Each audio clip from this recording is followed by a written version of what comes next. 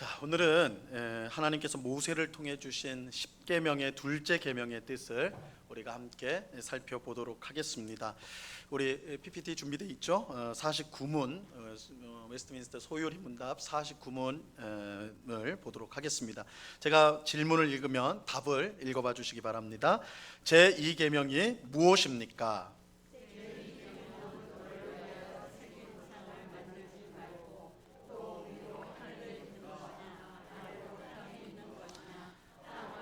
수 있는 것에 아무 형상이든지 만들지 말며 그것들에게 절하지 말며 그것들을 섬기지 말라.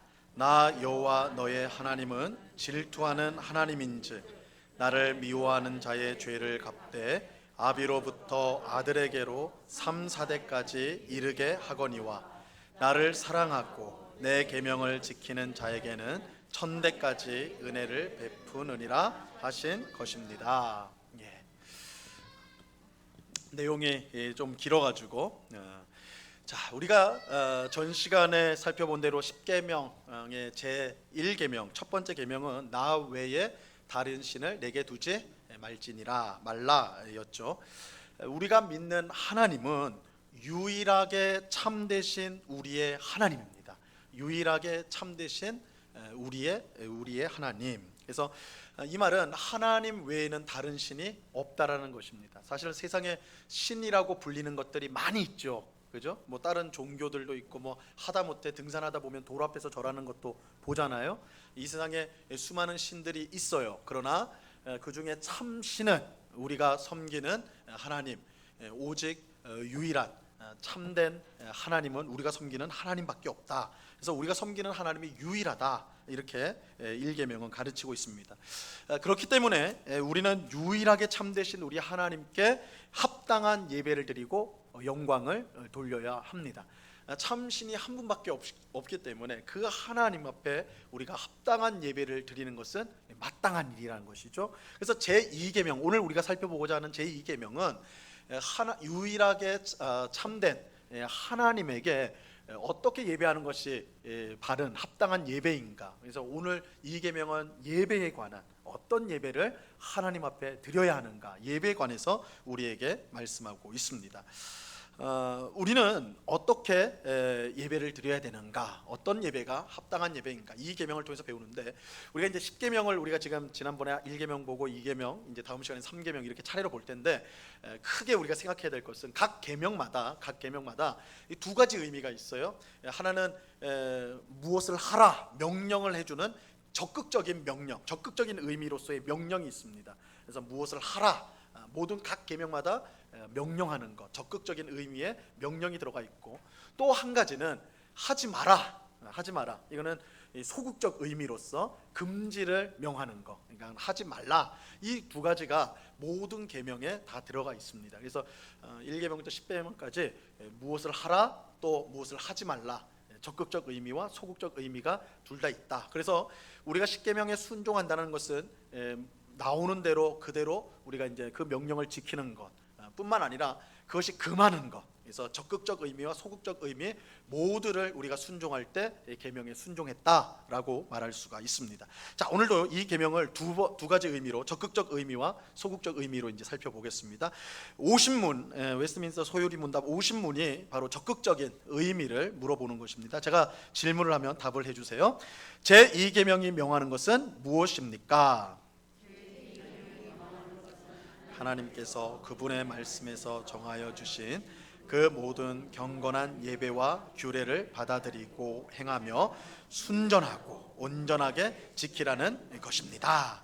자, 제2계명은요, 하나님께 합당한 예배를 드리라고 명령합니다. 그러면서 하나님께 합당한 예배를 드리기 위해 가장 중요한 원칙을 우리에게 알려줍니다. 그 원칙이 뭐냐? 하나님께서 그분의 말씀에서 정하여 주신 그대로 행하는 것입니다. 예배의 제1원칙, 가장 중요한 원칙은 하나님께서 그의 말씀으로 우리에게 가르쳐 주신 대로 예배하는 것입니다. 이게 이제 예배의 절대 원칙이에요. 쉽게 말해서 예배는 하나님께서 말씀하신 것을 그대로 따라서 드려야 돼요. 우리의 생각이나 우리의 경험을 앞세우면서 야 이렇게 하는 게 좋겠다, 야 이렇게 하면 은혜를 더 받는다, 야 이렇게 하면 더 좋다, 즐겁다, 이렇게 생각을 해서 예배를 드려서는 안 된다는 거예요. 안 된다는 거예요. 그래서 하나님의 말씀, 하나님께서 우리에게 알려주신 대로 드리는 것, 이것이 예배의 제일 원칙입니다. 이것이 제일 원칙, 가장 중요한 원칙이 되는 이유는 간단합니다. 분명합니다. 우리는 하나님이 알려주신 것만큼만 하나님을 알 수 있기 때문입니다. 우리가 하나님을 안다고 할 때 하나님이 자신을 우리에게 알려주신 만큼만 우리는 하나님을 알 수가 있어요. 우리가 하나님을 알 수 있는 방법은 하나님이 우리에게 자신을 알려주셔야 합니다. 하나님은 무한하신 존재이고 우리 사람은 하나님이 창조하신 유한한 존재이기 때문에 그래요. 그래서 유한한 우리가 무한한 하나님을 안다라는 것은 불가능합니다.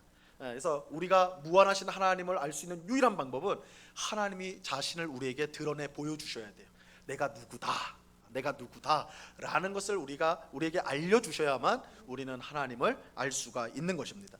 그리고 이처럼 하나님께서 자신을 우리에게 알려주시는 것을 뭐라고 부르냐면 계시라고 부릅니다. 계시. 제가 이거 몇 번 말씀을 드렸죠. 계시라는 말은 하나님이 자신을 열어서 자신을 보여준다라는 의미예요. 이 계시가 없으면 우리는 하나님을 알 수가 없습니다. 이 계시가 없으면 하나님이 행하시는 일을 알 수가 없습니다. 우리는 오직 계시를 통하여 하나님을 알 수가 있어요. 그래서 우리나라 성경 신학자인 박윤선 박사께서 계시 의존 사색이라는 말을 사용했습니다. 계시 의존 사색. 우리가 이제 예수교 장로의 합신 우리 교단에 속한 성도들인데 이 말은 우리가 합신 성도라면 이 말은 하나 외워두면 좋습니다. 계시 의존 사색. 계시 의존 사색. 이 박윤선 박사님께서 이제 말씀한 건데, 이 계시 의존 사색이란 게 뭐냐면 우리가 신앙생활을 할 때 하나님의 뜻을 묻고 하나님을 예배하고 어떤 신학을 한다고 할 때에 우리가 유일하게 의존해야 될 게 뭐라고요? 계시라는 거예요. 계시를 의존해서 생각해야 된다. 그래서 어떤 신학이 참 신학이냐? 계시를 의존한 신학이야. 어떤 예배가 참 예배이냐? 계시 의존 예배는. 그죠? 하나님의 말씀, 하나님이 자신을 우리에게 가르쳐 주신 것을 받고 신앙생활하고 예배하고 신학을 하는 것, 그것만이 참되다라는 것입니다. 이게 계시 의존 사색이에요. 그래서 우리가 하나님의 계시를 따라서 예배해야 된다. 이거 꼭 기억하셔야 됩니다. 여러분, 우리가 이제 예배당을 보면요, 여러분 어떻습니까? 우리 교회 예배당 보시면 화려합니까? 아니면 어때요? 우리 예배당 보시면 어떻다고 이거 표현을 해야 될까요? 형용사로 뭐라고 표현해야 될까요? 단순하죠. 너무 이거 허름합니다. 뭐 이렇게 말하려다가 단순하죠. 그죠? 단순. 아무것도 없지 않아요? 그죠? 뭐 이게 강대상 있고 피아노 뭐 기본적인 거 의자 그 외에는 아무것도 없잖아요. 여기에 하나님의 그림도 없고, 그죠? 예수님 동상도 없고, 뭐 천사다 하다못해 천사나 베드로나 바울이나 뭐 이런 거 그림 하나도 없잖아요. 우리 교회 아무것도 없죠. 아마 단순해요. 심지어 우리 교회는 뭐도 없어요? 십자가도 없어요. 십자가도 없어요. 옛날에는 교회에 다 십자가가 뒤에 달려 있는데 우리 교회는 십자가도 달려 있지 않습니다. 근데 사실 이런 생각 안 해보셨어요? 교회에 어떤 그림이나 동상이나 십자가나 이런 거 좀 달아놓으면 좋을 텐데, 이런 생각 한번 안 해보셨어요? 사실은 사람은요, 눈에 보이는 거에 굉장히 큰 영향을 받습니다. 사람은 보는 것에 큰 영향을 받아요. 요즘에 애나 어른이나 할 것 없이 다 어디에 빠져 삽니까? 유튜브에 빠져 살죠, 그죠? 그러니까 우리 어르신 다 유튜브 보잖아요, 그죠?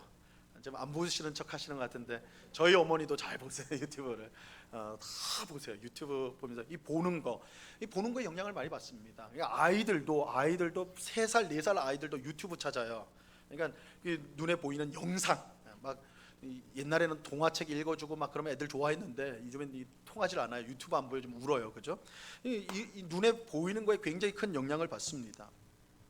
그런데 그래서 우리가요, 여러분 그 유명한 산 같은데 가보시면 설악산이라든지 무슨 하여튼 유명한 산에 가시면 그 산 입구에 꼭 있는 게 있어요. 절이 있습니다. 오래된 사찰이 있어요. 사찰 절은 대부분 유명한 산에 명당이라는 곳에 딱 자리를 잡고 있기 때문에 유명한 산에 가시면 대부분 절이 있습니다. 절이 있는데 거기를 이제 지나가다 보면 뭘 보게 돼요? 부처님 상을 보게 되죠. 왜 부처라고 하냐고 부처님이라고 하냐고 그렇게 너무 속좁게 생각하지 마세요. 부처님이 딱 부처 상이 있는데 큰 절일수록 그 크기가 어때요? 엄청 크다. 그죠? 설악산 그 국립공원 들어가시면 상이 있는데 수십 미터 되는 것 같아요. 엄청나게 커요. 엄청나게 커요. 우리 교육자들 가니까 거기서 기념사진 하나 찍자고. 우리가 왜 찍어야 되는지 하여튼 그죠? 하여튼 기념으로. 우리는 뭐 딴 거 아니니까. 하여튼 엄청나게 큰 게 있단 말이에요. 그러면 딱 거기에 딱 절에 들어가면 우리 마음이 딱 어떤 마음이 들어요? 그 딱 상을 압도적인 그 상을 보면 동상을 보면서 어떤 마음이 들어요? 뭔가 이게 좀 다른 기분이 들잖아요. 뭔가 와 이게 뭔가 막 이런 거. 속리산에 가면 또 거기 제가 절 이름이 갑자기 생각 안 나는데 거기 법주사인가요? 거기 가면 누워 계시죠? 부처가 누워 있는데 그것도 엄청나게 큽니다. 엄청나게 큽니다. 제가 어렸을 때 한번 갔는데 이게 뭔가 할 정도로 엄청나게 크더라고요. 그러니까 그런 것들을 만들어 놓고 만들어 놓는 이유가 뭘까? 사람들이 들어오면 그죠? 뭔가 경외심과 뭐 기이한 마음들이 딱 종교심이 딱 든다고요. 아마 그러한 것들 때문에 이제 그렇게 이제 큰 동상을 놓지 않았는가 그런 생각을 해봐요. 그렇다면 교회 안에도 하나님의 동상을 좀 세우거나 큰 그림을 딱 붙여 놓으면 그죠? 예배하러 오는 우리 마음 속에도 자연스럽게 그런 게 들지 않겠냐라는 거예요. 교회 입구 앞에 한 10m짜리 예수님 동상 쫙 하나 만들어 놓으면 여러분들이 딱 오면 그죠? 고개를 꺾어야지만 예수님 얼굴 볼 수 있는 그런 큰 거 하나 오면 마음이 그잖아요, 그죠? 오늘도 주일이라서 교회 왔는데 이게 아니라 예수님 뭐 이런 생각이 들지 않겠냐라는 거예요. 이렇게 생각할 수가 있잖아요, 그죠? 실제로 성경에 보면 그런 일이 있었어요. 그런 일이 있었어요. 이 모세가 율법을 받기 위해서 시내 산에 올라가서 40일을 지낼 때였습니다. 이때 산 아래에 있던 백성들이 모세를 기다리는데 안 내려와요. 모세가 내가 40일 후에 올게 이렇게 말하고 올라간 거 아니거든요. 갑자기 하나님 불러서 올라갔는데 안 내려오는 거예요. 안 내려오는 거예요. 그러니까 백성들이 불안해지기 시작했어요. 이 모세가 우리를 끌고 이렇게 애굽을 떠나서 광야에 왔는데 이 모세가 어디 간 거냐 두려워지기 시작했어요. 그래서 모세의 형이던 아론을 붙잡아 가지고 뭐라고 하냐면 우리를 인도할 신을 만들어내라. 우리를 인도할 신을 만들어내라 이렇게 하는 거예요. 아론이 백성의 요구에 굴복하였습니다. 백성들이 막 들고 일어나니까 어쩔 수가 없죠. 그래서 그러면 금을 내놔. 너희 귀걸이, 목걸이, 금으로 된 거, 금부치들 다 내놔. 그래가지고 백성들이 막 내놓으니까 그걸 녹여가지고 뭘 만들어요? 금송아지를 만들어요. 금송아지를. 금두꺼비 말고요. 금송아지요. 그러니까 금도끼만 해도 여러분 금두꺼비만 해도 막 눈이 이럴 텐데 송아지를 만들었다면 송아지 금으로만요. 얼마나 대단한 겁니까? 번쩍번쩍 할 거 아니겠어요, 그렇죠? 그 송을 만들었어요. 물론 아론이 금송아지로 새로운 신을 만든 건 아니에요. 새로운 신을 만든 건 아니고 다만 여호와 하나님을 금송아지 형상으로 만들어낸 거예요. 금송아지 형상으로. 그러니까 아론이 지금 뭔 짓을 한 거였냐면 교회 안에 금으로 만든 하나님의 동상을 놓은 거예요. 여러분 응곡교회를 딱 들어왔는데 그 앞에 금으로 짠 금송아지가 하나 있다고 생각을 해보세요. 번쩍번쩍하는 아주 귀한 게 있다고 생각을 해보세요. 지금 아론이 그걸 한 거예요. 백성이요 그 금송아지를 보고는 만족스러워요. 이게 하나님이구나 만족스러워요. 그래서 그 앞에서 뭐 합니까? 번제와 화목제를 드려요. 번제와 화목제.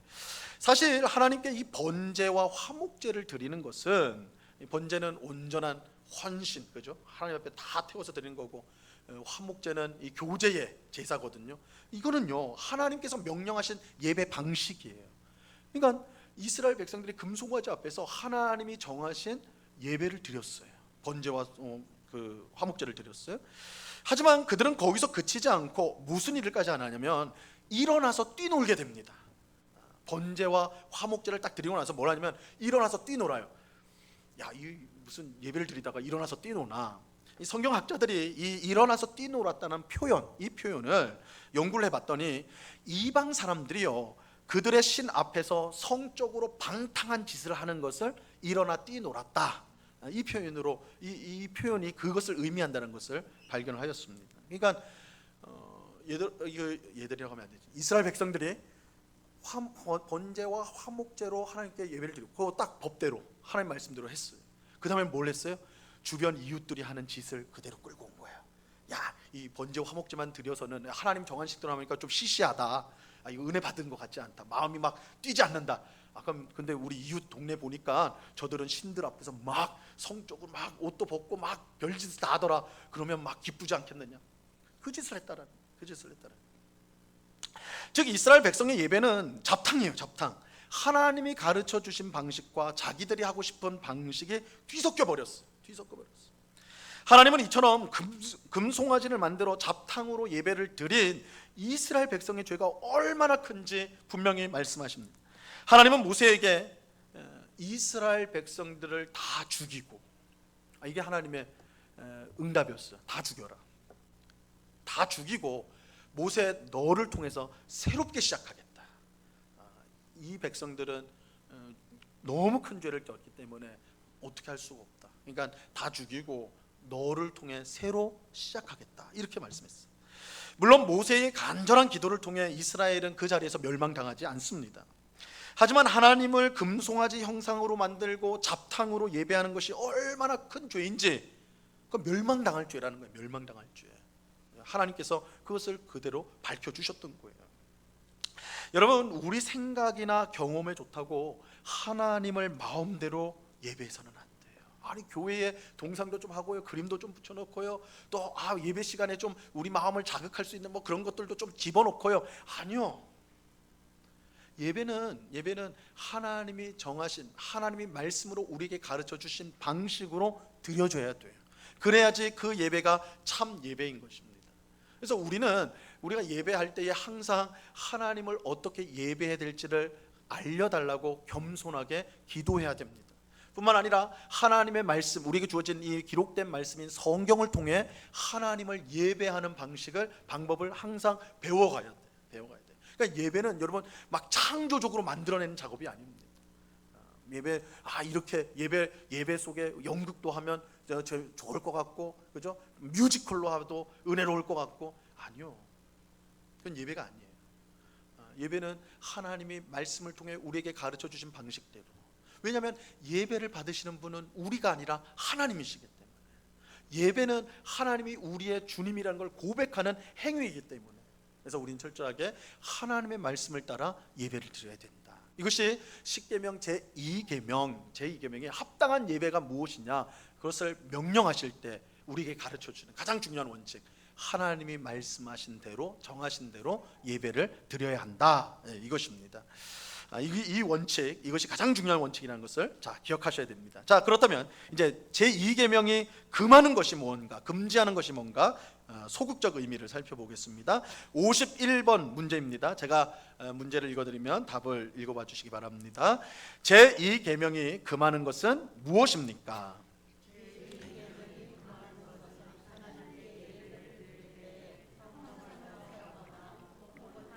말씀에서 정하여 주시지 않은 다른 방법을 조금이라도 사용하는 것입니다. 제2계명이 금지하는 것은 하나님을 예배할 때 형상을 사용하는 것과 하나님이 정하여 주지 않는 다른 방법을 조금이라도 사용하는 것입니다. 이미 앞에서 말씀드린 대로 하나님을 예배하는 일의 가장 중요한 원칙은 하나님이 알려주신 대로 하는 것입니다. 하나님이 정하신 식대로 예배를 드려야 합니다. 그런데 하나님은 새긴 우상을 만들지 말고 하나님을 그 어떤 형상으로 만들지 말라고 하셨습니다. 그렇기에 우리는 절대 형상을 만들어 예배를 해서는 안 됩니다. 그래서 개신교회 안에는 어떤 교회 안에, 예배당 안에 어떤 그림이나 형상을 두지 않는 이유가 바로 우리가 이 제2계명을 지키기 위해서 그렇게 하는 것입니다. 그리고 우리는 나아가서 하나님께서 정하여 주지 않는 방법으로 절대 예배해서는 안 돼요. 하나님께서 예배를 위해 그 어떤 형상도 만들어서는 안 된다 말씀하시는데요, 여기에는 분명한 이유가 있습니다. 앞에서 말씀드린 대로 사람은 눈에 보이는 것에 큰 영향을 받기 때문에 그렇습니다. 사람은 눈에 보는 것에 큰 영향을 받아요. 여러분, 전도를 하다 보면 꼭 이런 사람이 있어요. 하나님 보여달라는 거예요. 내가 믿겠다고. 하나님 어떻게 보여줍니까? 그죠? 보여줄 수 없잖아요. 그러면 그 사람이 꼭 이렇게 말하죠. 보이지 않는 하나님을 믿느니 보이는 내 주먹을 믿겠다. 막 이렇게 말을 하죠. 내 주먹을 믿겠다. 보이니까 이거는. 여러분, 사람은 눈에 보이지 않는 것을 믿으려 하지 않습니다. 사람이 천국과 지옥을 믿지 못하는 것도 이와 비슷합니다. 본 적 있어 그러잖아요. 본 적 있어. 이건 아이들만 그런 게 아니에요. 어른들도 마찬가지예요. 본 적 없으면 믿기가 어려워요. 이게 사람의 본성이에요. 그죠? 근데 하나님은 눈으로 볼 수 없잖아요. 하나님은 눈으로 볼 수 없어요. 하나님은 우리처럼 육체를 가진 존재가 아니라 영이시기 때문입니다. 그렇게 하나님은 눈으로 보고 믿는 것이 아니라 보지 않고 믿는 것입니다. 예수님은 자신의 부활을 믿지 못했던 제자 도마에게 너는 나를 본고로 믿느냐? 보지 못하고 믿는 자들은 복이 있다, 이렇게 말씀하셨어요. 그러니까 하나님은 본질적으로 보이지 않는 분이시기 때문에 보고 믿을 수가 없는 거예요. 그래서 보지 않고 믿는 자가 복이 있다, 이렇게 말씀하세요. 성경은 우리에게 하나님을 보라고 하지 않고 하나님을 믿으라고 말씀을 하세요. 믿으라 말씀을 하세요. 그런데 하나님을 보라고 하지 않고 믿으라고 하시는 데에는 하나님이 볼 수 없는 영이기 때문이기도 하지만 또 다른 중요한 이유가 있습니다. 사람은 눈으로 본 것을요, 본 그대로만 생각하는 경향이 있어요. 그냥 제한해 버려요. 딱 눈으로 본 것을 딱 제한해 버립니다. 자, 여러분, 마귀 있잖아요. 마귀는 어떻게 생겼을까요? 여러분, 마귀가 어떻게 생겼습니까? 귀신이 어떻게 생겼어요? 어떻게 생겼어요? 본 적이 없어서. 어떻게 생겼어요? 머리에 뿔이 있어요, 없어요? 뿔 2개, 그죠? 그리고 꼬리가 있어요, 없어요? 꼬리 있죠. 막 화살표 있는 꼬리. 그다음에 손에 뭘 들고 있어요? 삼지창 들고 있죠, 그죠? 십자가는 안 들고 있죠. 삼지창, 이제 삼지창을 딱 이렇게 들고 있어요. 보통 그렇게 사람 생각해요. 그래서 그림 그리는 걸 막 이렇게 보면 그런단 말이에요, 그렇죠? 마귀가 그렇게 생긴 걸 어떻게 압니까? 우리가 만화나 그림이나 영화 같은데 보면 이렇게 나와요. 그죠? 마귀가 그렇게 나와요. 그런 모습으로. 그러니까 우리가 그 본 것을, 분명히 우리는 만화를 보고 그림을 보고 영화를 봤는데도 우리 머릿속에는 뭐가 딱 각인돼 있어요. 마귀는 그런 모습일 거야. 자연스럽게 그렇게 돼 있어요. 반대로 천사는 하얀 거다, 날개 2개가 퍼덕이고 막 이런 거, 그죠? 머리에 띠 띄우고 막 이런 거 생각을 한단 말이에요. 성경이 말하는 모습하고는 전혀 달라요. 전혀 달라요. 그러니까 우리가 본 거를, 우리가 어디선가 본 거를 그 존재랑 동일하게 연결을 시켜요. 근데 우리가요, 마귀를 이렇게 뿔 달리고 삼지창 들고 꼬리 있는 걸로 생각하면 그걸 가장 기뻐하는 게 누군지 알아요? 마귀예요. 마귀예요. 왜냐하면 우리가 마귀를 도무지 알아볼 수가 없을 것이기 때문에. 성경에서 마귀는 광명한 천사처럼 나타난다고 그랬어요. 빛난 존재. 절대 마귀라고 생각 못할 존재. 근데 우리는 막 삼지창만 차고 있으면 마귀가 얼마나 편하게 역사할 수가 있겠어요, 그죠? 쟤들은 나를 절대 못 알아본다, 이렇게 되는 거 아니겠어요, 그죠? 이게 보는 거를 우리가 집착할 때 생겨지는 문제예요. 하나님께서 자기 형상을 만들지 말라고 하신 중요한 이유가 여기에 있습니다. 누군가 하나님의 형상을 그리거나 동상을 만든다면 우리는 하나님을 그림 속의 모습이나 동상의 모습으로 제한해서 생각하게 돼요. 여러분, 예수님도 한번 보죠. 예수님은 어떻게 생겼을까요? 예수님은 그래도 좀 생각해 볼 만한 게, 마귀는 영적인 존재니까 어렵다고 해도 예수님은 우리와 같은 몸을 가지고 이 땅에 오셨으니까 예수님은 어떻게 생겼을까요? 예수님은 백인입니까? 우리같이 황인입니까? 아니면 흑인입니까? 예수님 어디 종이에요? 어느 종이 하면 이상하네. 하여튼 백인이죠. 그 다음에 얼굴 잘생겼어요? 못생겼어요? 보통이에요? 잘생겼어요, 그죠? 미남이에요. 미남. 코 똑하고 손 대면 베일 정도로. 머리는요, 금발. 백인이니까 금발. 머리 그것도 찰랑찰랑 어깨까지 오는. 보통 그렇잖아요, 그죠? 그 몸은요, 날씬하죠, 그죠? 날씬해요.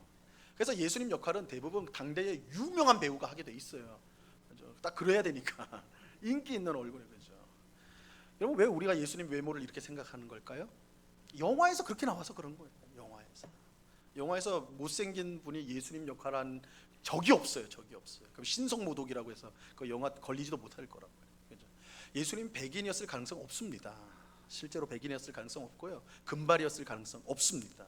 그리고 예수님은 호리호리했을 것이다. 사실은 우리 고증을 해보면 예수님은 오히려 근육질에 가까웠을 가능성이 많습니다. 왜냐하면 목수였잖아요. 목수가 이 나무 그게 한 게 아니라 오늘 우리 식으로 하면 일용직 근로자, 건설 현장에서 돌 나르고 막 이런 분이란 말이에요.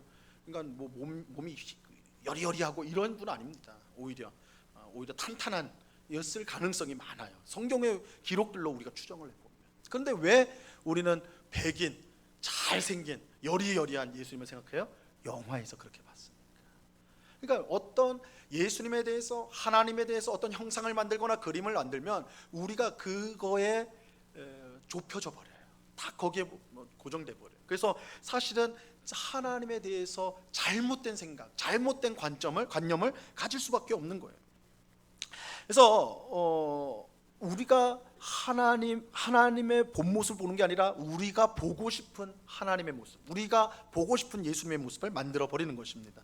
이것은 일종의 우상 숭배와 같지요. 이스라엘 백성이 금송아지를 만들고 이것이 하나님이라고 말했던 것처럼 하나님을 제멋대로 생각하고 예배하는 일이 발생하게 되는 거예요. 그러므로 하나님은 그 어떤 형상으로도 자신을 만들지 말라고 말씀하셨습니다. 우리는 오직 하나님의 말씀을 통해 하나님이 어떤 분인지를 배워가야지 우리 마음대로 하나님을 상상하는 일을 해서는 안 되는 것입니다.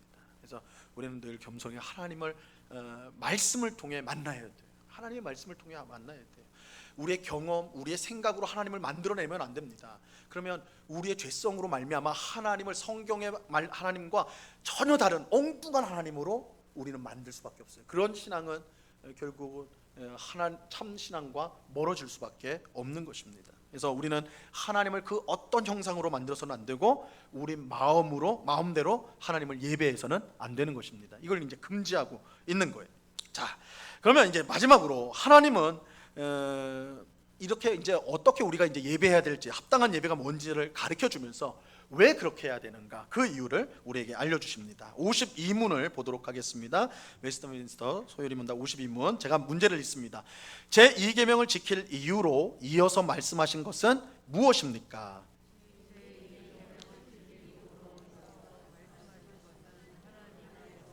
우리의 주권자이시고 우리의 소유주이시며 친히 정하신 대로 경배받기를 원망하신다는 것입니다. 자, 우선 우리가 하나님이 명령하신 대로 예배해야 하는 이유는, 첫 번째는 하나님께서 우리의 주권자이기 때문에 그렇습니다. 우리의 주권자이기 때문이다. 여러분, 예배는 하나님이 받으시는 겁니다. 이게 당연하죠. 그런데 우리는요, 예배를 자꾸만 우리 중심으로 드리려고 그래요. 그런 경향이 있어요.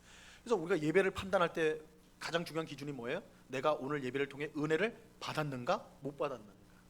내가 은혜를 받았으면 좋은 예배예요. 난 아무런 마음이 그냥 마음이 그래요. 그러면 이 예배는 좋은 예배가 아니게 돼버리는 거예요. 예배 중심이 우리가 돼버리는 거예요. 그런데 예배는 하나님이 중심이어야 돼요. 예배를 받으시는 분은 하나님이에요. 예배자인 우리들은 이 사실을 놓치면 안 돼요. 예배의 주인은 하나님입니다. 그렇게 그가 말씀하시는 대로 예배하는 것은 너무나 당연한 거예요. 만약 우리가 마음대로 예배한다면 그것은 하나님을 주권자로 인정하지 않는 것입니다. 자, 두 번째로 우리가 하나님의 명령대로 예배해야 하는 이유는 하나님께서 우리의 소유주가 되시기 때문에 그래요. 우리는 하나님의 것이기 때문에. 오늘 본문 5절에 보면 하나님은 자신을 질투하시는 하나님이다, 이렇게 표현을 해요. 이 표현 참 하나님은 어떤 하나님이에요? 질투하시는 하나님이에요. 우리가 우상을 섬기면 하나님은 질투하세요. 왜요? 우리가 하나님의 것이기 때문에. 여러분, 성도인 우리가 얼마나 귀한지 아십니까? 하나님께서 자기 것으로 삼으시고요, 우리의 주인이신 하나님이 아닌 엉뚱한 존재를 예배하면 하나님이 질투하세요. 거룩한 질투를 하신단 말이에요. 이 질투한다는 건 뭐예요? 놔주지 않겠다라는 거예요. 그렇죠? 그러니까 이거는 인간적인 질투를 생각하시면 안 됩니다. 나를 안 사랑해, 널 부숴버릴 거야, 이런 인간적인 질투를 말하는 게 아니에요. 하나님 그런 존재가 아니십니다. 내 거이기 때문에, 우리를 자신의 것으로 삼으셨기 때문에 우리가 다른 것에 우상을 숭배하면 그것은 망하는 길이에요. 그렇기 때문에 그것을 하나님은 그렇게 하지 못하도록 자신의 열심으로 막으세요. 이것을 질투라고 표현하는 거예요. 하나님의 거룩한 질투예요. 우리가 하나님의 것이기 때문에. 그래서 하나님은 찬송과 영광을 받으시기 위해 우리를 창조하셨고 구원하신 우리의 소유자가 되십니다. 그렇게 우리는 하나님만을 예배해야 되는 것입니다. 하나님은 자기가 말씀한 대로 우리에게 경배받기를 열망하십니다. 이사야서 42장 8절 말씀인데 우리 이 말씀 같이 한번 읽어봅니다. 시작. 나는 여호와이니 이는 내 이름이라. 나는 내 영광을 다른 자에게, 내 찬송을 우상에게 주지 아니하리라. 우리는 우리의 주권자이며 우리의 소유자이신 하나님께 올바른 예배로 영광을 돌려야 합니다. 우리는 하나님이 질투하시는 하나님이라는 사실을 잊어서는 안 됩니다. 만약 우리가 하나님이 아닌 우상을 찬송하고 예배한다면 질투하시는 하나님의 진노를 피할 수가 없습니다. 하나님은 잘못된 예배를 하는 사람에게 3, 4대에 이르기까지 그 죄를 갚겠다고 말씀하십니다. 이 말씀도 우리가 좀 잘 이해를 해야 돼요. 이거는 내 아버지가 우상 숭배했다고 그 아들인 나는 하나님 잘 섬기는데도 불구하고 저주를 하겠다, 이런 뜻인가? 그렇지는 않아요. 그렇지는 않습니다. 여기서 이 표는 이 3, 4대까지 저주하겠다, 진노하시겠다라는 것은 그만큼 하나님의 진노가 크다라는 것을 이제 보여주시는 말씀이라 할 수 있어요. 그런데 더 놀라운 것은 하나님을 사랑하고 그래서 마땅히 드려야 할 예배를, 합당한 예배를 드리는 사람에게는요, 몇 대까지 은혜를 베푸세요? 1000대까지. 이건 놀라운 거 아닙니까? 1000대면 몇 년이에요? 한 세대가 30년 해도 3만 년 아니에요? 엄청난 거 아닙니까? 물론 이 표현도 내가 하나님 앞에 잘 예배했다고 내 아들 딸은 막 교회 안 다니는데도 걔들은 무조건 다 은혜 받는다, 이런 뜻은 아니겠죠. 이 말씀도 마찬가지로 은혜를 크게 베푸시겠다는 건데, 이 저주와 비교할 수 없이 큰 은혜를 베푸신다. 이것은 하나님께서 자기에게 합당한 예배를 드리는 성도를 얼마나 기뻐하시는가. 1000대 1까지 복을 내릴 정도로 그렇게 크게 기뻐하신다라는 것을 우리에게 알려주는 것입니다. 오늘 예배하는 우리 모두가 이 사실을 기억하고요, 하나님이 정하신 방식을 따라 바른 예배를 드림으로 하나님의 풍성한 복을 받을 수 있기를 간절히 바랍니다. 여러분, 예배는요, 내가 은혜 받기 위해 드리는 게 아닙니다. 우선은 그건 아니에요. 예배는 내가 복을 받기 위해 드리는 것도 아닙니다. 이게 첫째 이유는 아니에요. 예배는 하나님께 찬송과 영광을 돌려드리기 위해 드리는 것입니다. 예배의 주인은 하나님이세요. 그러니까 우리 은곡교회 성도들은 이거 꼭 생각해요. 예배의 주인은 하나님이시고 예배를 통해 영광을 받으시는 분은 하나님이세요. 우리가 아니에요. 하나님이에요. 우리는 우리가 아닌 하나님을 위해 예배를 드려야 합니다. 그래서 여러분이 예배 와서 나의 기도, 나의 찬송, 내가 주의 말씀을 듣고 순종을 다짐하는 것, 그거를 하나님이 어떻게 생각하실까를 생각하면서 예배를 드려야 합니다. 예배를 드리는, 내 마음이 뜨거워지고 내가 막 기뻐지고 즐거워하는 것, 그건 예배의 하나의 열매로서는 귀한 거예요. 그러나 그게 주는 아니에요. 그게 중심은 아니에요. 기뻐해야 될 분은 하나님이세요. 영광을 받으실 분은 하나님이셔야 돼요. 그것이 될 때 우리는 자연스럽게 말씀드린 대로 우리 마음속에 기쁨이 생기고 우리 마음속에 행복함이 들고, 그것은 왜냐하면 영광을 받으시는 하나님이 반드시 우리를 복주시기 때문에. 그런데 우리 거를 먼저 챙기려고 하면 그것은 바른 예배가 될 수가 없는 거예요. 그래서 우선은 예배의 주인이신 하나님을 기쁘시게 하는 예배. 그렇기 때문에 우리가 예배를 드리는 그 자체도 너무 중요하지만 예배를 준비하는 그 자체가 중요합니다. 오늘 여러분들이 주일을 맞이해서 예배드리러 나올 때에 우리의 마음에 정말 하나님이 나의 예배를 기쁘게 받으실 것을 사모하고 간절한 마음으로 그렇게 나오는가. 내가 지금 드리는 찬송, 기도, 그것이 정말 하나님께 상달되도록 나는 정말 내 마음을 담아서 그렇게 드리고 있는가. 설교를 통해 하나님이 자신의 뜻을 우리에게 보여주실 때 나는 아멘 하면서 순종하려고 기꺼이 하는가. 하나님의 말씀으로 그걸 받는가. 그것들을 우리가 잘 준비가 되어야 돼요. 우리의 마음을 잘 준비해서 예배에 참여할 때에 이 예배는 합당한 예배로 하나님께서 영광을 받으시고, 하나님이 영광을 받으시고 기쁨을 받으시면요, 그 예배를 통해 우리는 틀림없이 우리 또한 복을 받고 또한 마음이 기뻐지고 우리의 마음이 소생되어지는 그런 귀한 은혜를 우리는 체험할 수가 있게 될 것입니다. 오늘 우리가 십계명의 제2계명을 합당한 예배가 무엇인지를 함께 살펴보았는데, 우리가 정말 드리는 예배가 하나님을 기쁘시게 하는 합당한 예배로 늘 하나님께 영광을 돌리는 우리 모두가 될 수 있기를 우리 주님의 이름으로 간절히 축원합니다. 기도하겠습니다. 하나님 아버지, 감사합니다. 오늘 십계명의 제2계명을 통해 하나님이 우리에게 명령하시는 합당한 예배, 또한 금지하는 예배의 방식을 우리가 배웠습니다. 오직 하나님의 말씀이 지도하는 대로, 이끄는 대로만 하나님께 예배할 수 있도록 저희들을 붙잡아 주시옵소서.